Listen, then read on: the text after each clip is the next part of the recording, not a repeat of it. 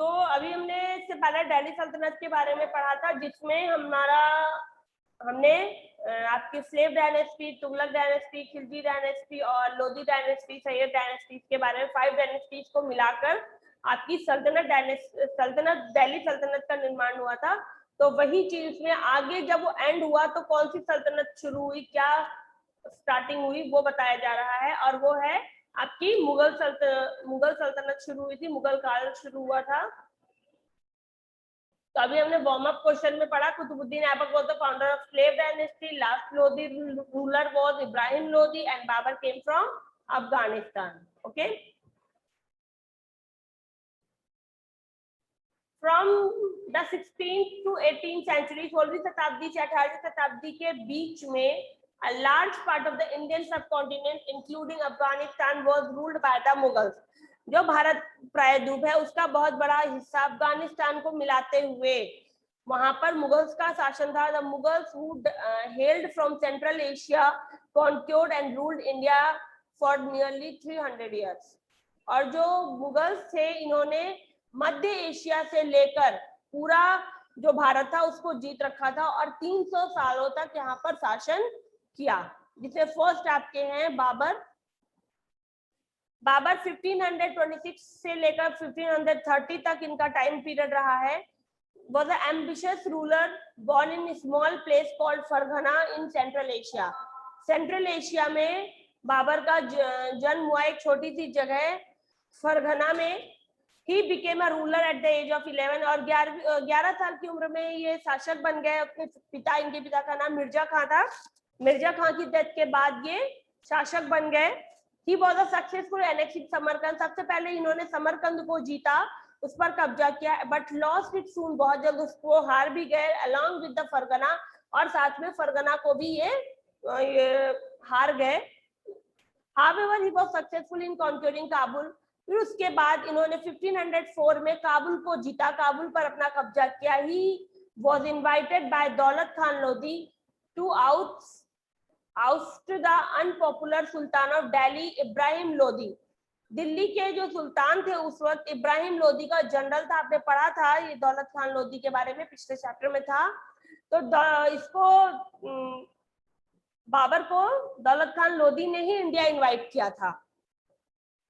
बाबर कॉन्क्योर्ड पंजाब। सबसे पहले बाबर ने पंजाब को जीता, पंजाब पर कब्जा किया, and made plan to annex Delhi. उसके बाद प्लान बनाया दिल्ली को पर कब्जा करने के लिए, विच टर्न दौलत खान लोधी अगेंस्ट हिम, और जिसकी वजह से दौलत खान लोधी इसका विरोधी हो गया था। Babur was a great leader. Babur एक महान लीडर, मीन्स यहाँ पे नेता के लिए नहीं यूज किया गया है, अपने सेना के सेनानायक के लिए यूज किया गया है। And even great military strategist माने होगा, स्ट्रेटेजी माने होता है जो सेना में योजना बनाई जाती है। तो जो मिलिट्री स्ट्रेटेजिस्ट यानी कि जो सेना में योजना बनाने के लिए महान योजना नायक आप कह सकते हैं, उसके तौर पर भी इसको जाना जाता है, सेना नायक के तौर पर योजना बनाने के लिए जाना जाता है। It was this first made him victorious over Ibrahim Lodi in the first battle of Panipat in 1526। और 1526 सेंचुरी 1526 में इन्हें इब्राहिम लोदी को इन्होंने हराया और जीत हासिल की। इसके बाद he also won the battle of खानवा। यहाँ पे खानवा लिखा है जबकि रियल नेम खानवा है, तो प्लीज यहाँ पर W कर दे U की जगह, it's not a U। Okay, यहाँ पर U नहीं होगा, यहाँ पर W है। Okay,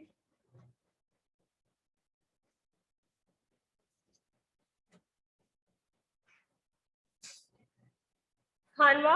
He was also won the battle of Khanwa where he defeated Rana Sanga of Mewar. Khanwa के बैटल में इन्होंने राणा सांगा जो थे मेवाड़ के राजा थे उन्हें हराया था। He also conquered, इसके बाद इन्होंने ग्वालियर का किला भी जीता, Mewar and Dholpur, and further strengthened his position in India. इसके बाद अपनी पकड़ जो थी वो भारत पे अपनी स्थिति को मजबूत किया। In a short period of 4 year, 4 सालों के छोटे से समय अपने कार्यकाल में Babur managed to annex many territories in India and laid the foundation of the new empire that reached its peak during the reign of Akbar. Babur ने अपने छोटे से समय काल में हर जो भारत की बहुत से छोटे छोटे राज्य थे उनको जीता और यहाँ पर एक ऐसे साम्राज्य की स्थापना की जो अकबर के शासनकाल में अपनी ऊंचाइयों पर था. He was an accomplished musician. वो एक बहुत अच्छा संगीतकार था. वो म्यूजिक और पोएट्री को पसंद करने वाला था. He was in love with nature. वो प्रकृति प्रेमी था and constructed many gardens. उसने बहुत से गार्डन्स भी बनवाए थे. फैक्ट क्विज थे यहाँ पर. Babur was regarded as one of the most famous writer in the Turkish language. Babar को तुर्किश लैंग्वेज में सबसे अच्छा एक प्रसिद्ध लेखक के रूप में जाना जाता है. इन्होंने अपनी आत्मकथा लिखी थी जिसका नाम है तुझके ई बाबरी. प्लीज अब इसको अंडरलाइन कर लीजिएगा. पूछा जाता है तुझके ई बाबरी का तो आप बता सके तुझके ई बाबरी या बाबरनामा भी उसे कहते हैं. ओके, जिसमें इन्होंने भारत के फ्लोरा और फौना के बारे में बताया था.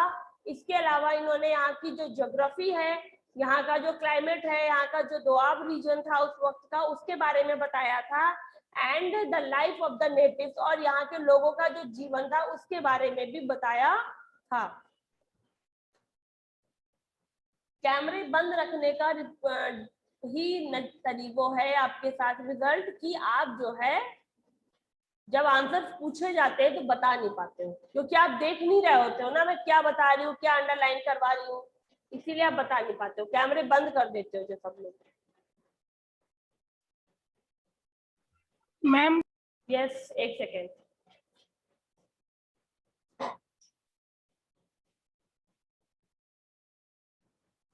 Humayun Babur eldest son. हुमायूं का टाइम पीरियड 1530 से 1540 तक था. उसके बाद 1555 से 56 तक था.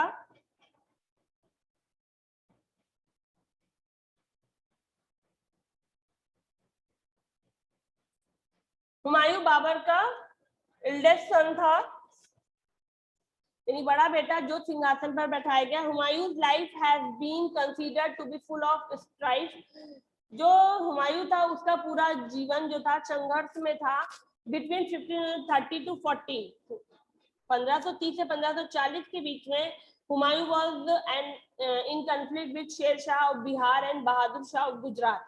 उसका जो ये 10 सालों का जो टाइम पीरियड गया वो शेर शाह सूरी जो बिहार के थे उस वक्त और बहादुर शाह गुजरात के थे उनके साथ संघर्ष करते बीता. Humayun was defeated twice by Sher Shah. Humayun को 2 बार शेर शाह सूरी ने हराया at the battle of Chausa. Chausa के बैटल में 1539 और बैटल ऑफ कन्नौज 1540 में 2 बार इन्हें शेर शाह सूरी ने बैटल ऑफ चौसा और बैटल ऑफ कन्नौज में हराया था. Humayun fled to Kabul after his defeat at Kannauj. और कन्नौज की हार के बाद ये काबुल भाग गए थे. And he shifted between Rajasthan. और उसके बाद उसी बीच में ये राजस्थान शिफ्ट हुए. Sindh and Persia till 1500. और सिंध और पर्शिया में भी कुछ दिन रहे 1545 में. 45 एंड 49 के बीच में he was busy recovering all the areas that he had lost. और उन एरियाज को जिसे इसने पहले खो दिया था उन्हें प्राप्त करने की इसने कोशिश की. Finally he did get his throne back. और उसके बाद उसने दोबारा अपना सिंहासन प्राप्त किया. But met an unfortunate end in 1556. But दुर्भाग्य से इसका अंत आ चुका था और ये इस लाइब्रेरी की सीढ़ियों से फिसल गया और जहां पर इसकी 1556 में 1556 में इसकी डेथ हो जाती है. ये एक कैपेबल सोल्जर था, एक समर्थ सिपाही था, एक पढ़ा लिखा रूलर था, ट्रस्टिंग था, लविंग था अपने भाइयों के लिए. बट उसमें दृष्टिकोण की कमी थी, उसमें प्रॉब्लम्स को डील करने की कमी थी. We get detail. और इसके बारे में जो भी डिटेल मिलती है वो हुमायूं नामा से मिलती है जो इसकी बायोग्राफी है जिसको हुमायूं की बहन गुलबदन बेगम ने लिखा था. ओके, पूछा जाता है हुमायूं नामा किसने लिखा था. आपको पता होना चाहिए हुमायूं नामा गुलबदन बेगम ने लिखा था. बाबर नामा खुद बाबर ने लिखा था या उसको तजुके-ई बाबरी भी कहा जाता है. अब हम आते हैं शेरशाह सूरी. शेरशाह सूरी, यस लक्ष्मी, यस, फरीद खान शेरशाह सूरी का शेरशाह सूरी उसको बाद में नाम दिया गया था। उनका पहले नाम फरीद खान था, जो जौनपुर के जागीरदार के बेटे थे।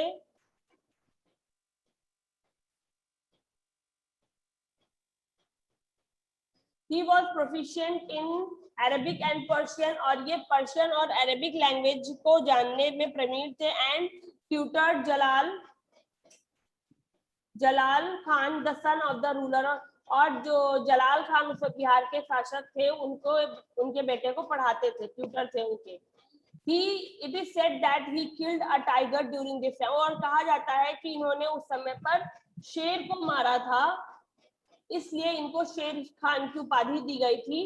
He emerged as a strong ruler of Bihar, और ये बिहार के बहुत मजबूत और एक बहुत शक्तिशाली शासक के रूप में उभरे। Took over the throne of Delhi, और इसके बाद इन्होंने दिल्ली का सिंहासन प्राप्त किया मुगल एम्परर हुमायूं को 1540 के में बैटल ऑफ चौसा और बैटल ऑफ कन्नौज में हराने के बाद। प्लीज किसी का माइक ऑन है।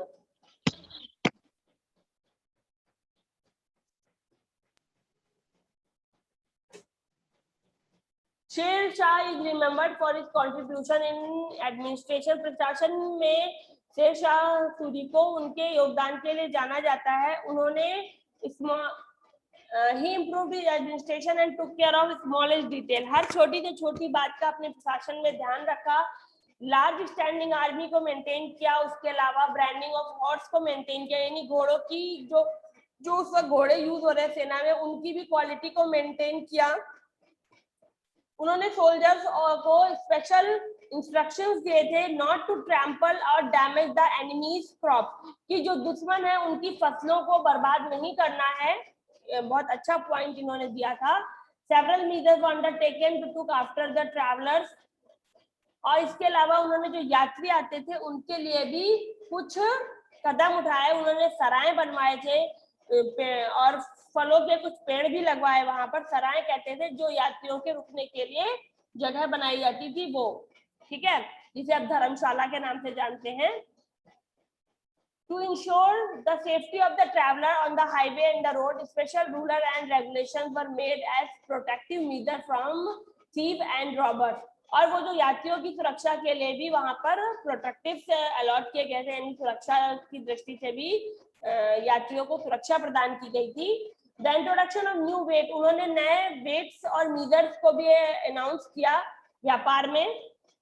He is the greatest contribution was his revenue system, और उसका सबसे बड़ा जो योगदान है वो राजस्व में है। इसमें उसने लैंड वो सर्वेड, और लैंड का सर्वे होता था carefully and categorise according to its fertility. उसके बाद उसको उसकी जो फर्टिलिटी थी, जो उपजाऊपन था, उसके आधार पर उसको बांटा गया था। 1/3 of total produce was paid in cash और in kind of other tax. जो 1/3 प्रोडक्शन होता था उसको या तो आप कैश के तौर पे अदर टैक्स पे कीजिए, ठीक है, या वाज पेड इन कैश, या तो कैश पे कीजिए या इन काइंड ऑफ अदर टैक्स, या कर के रूप में देना होता था। उन्होंने जो रुपया टर्म हम यूज करते हैं अपनी मनी के लिए, इंडियन करेंसी के लिए जो रुपया टर्म है, वो भी शेरशाह सूरी ने ही लॉन्च किया था। इसके अलावा उन्होंने रोड का भी बहुत अच्छा नेटवर्क बनाया, और पोस्टल सर्विसेज भी शेरशाह सूरी ने शुरू करवाई थी। उन्होंने हॉर्स वर यूज फॉर, घोड़ों का यूज करवाया था कम्युनिकेशन के लिए, कि घोड़े एक कुछ दूरी तक मैसेज लेकर जाएंगे, उसके आगे की दूरी पर दूसरा, इस तरह करके पोस्टल सर्विस चलने लगी थी। और इसके बाद उन्होंने रोड का भी बहुत अच्छा नेटवर्क बनाया, जिसको आज जीटी रोड NH 44 के नाम से जानते हैं। ग्रैंड ट्रंक रोड है जो पेशावर से लेकर बंगाल के सोनार गांव तक जाती है, यानी आपके दिल्ली, कानपुर, बनारस होते हुए सड़क जाती है। मेन सिटी से कनेक्ट है ये इस वक्त, और इसको अब इसे शेरशाह सड़क भी कहा जाता है, और भी कई नामों से सड़क को जानते हैं। सड़कें ए शेरशाह के नाम से जानते हैं। इसे जीटी रोड भी कहते हैं, शेरशाह सूरी भी कहते हैं, ग्रैंड ट्रंक रोड भी है, और इसे अब नाम दे दिया गया है NH 44, नेशनल हाईवे नंबर 44 आपका है ये। इसके अलावा 5 ईयर ऑफ रूल, 5 साल के अपने शासन में इन्होंने He laid foundation for what would become one of the strongest empire in Indian history. भारतीय इतिहास के लिए किसी साम्राज्य में जो मजबूती होनी चाहिए थी उसकी नींव इन्होंने रखी थी। अब आपसे क्वेश्चन पूछा जा रहा है शेर शाह को शेर नाम क्यों दिया गया था, तो आपने अभी भी पढ़ा because he killed a tiger in his time, okay, that's why उसको शेरशाह सूरी का नाम दिया गया था। अकबर, अब अकबर का टाइम पीरियड आता है 1556 से 1605 सीई तक। मुगल एम्पायर में सबसे उस साम्राज्य को उसकी हाईएस्ट पीक तक पहुंचाने में अकबर ने बहुत काम किया। Akbar was born in 1542 when his father Humayun was exiled.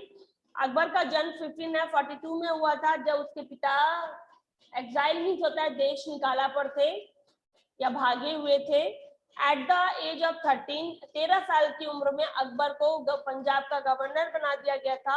Humayun died when Akbar was only 14 years old, और जब हुमायूं की डेथ हुई तब अकबर की उम्र सिर्फ 14 साल थी। बैरम खान उसके रीजेंट थे यानी एज अ गार्जियन थे, उसको सही गलत राज्य कैसे करना है, शासन कैसे करना है सब कुछ बताते थे। Bairam Khan handled all the administrative affairs. जो बैरम खान थे वो सारे प्रशासनिक कामों को देखते थे। Bairam Khan was unpopular and created enemies because of the arrogant behaviour. अपने आक्रामक व्यवहार की वजह से उन्होंने बहुत सारे दुश्मन बना लिए थे, जिस वजह से वो अलोकप्रिय हो गए थे, लोग उन्हें पसंद नहीं कर रहे थे। तब अकबर ने डिसाइड किया कि वो सारे अफेयर्स को, अपने राज्य के जो भी मुद्दे हैं उनको खुद ही सॉल्व करेंगे। अब अकबर का कैंपेनिंग क्या था,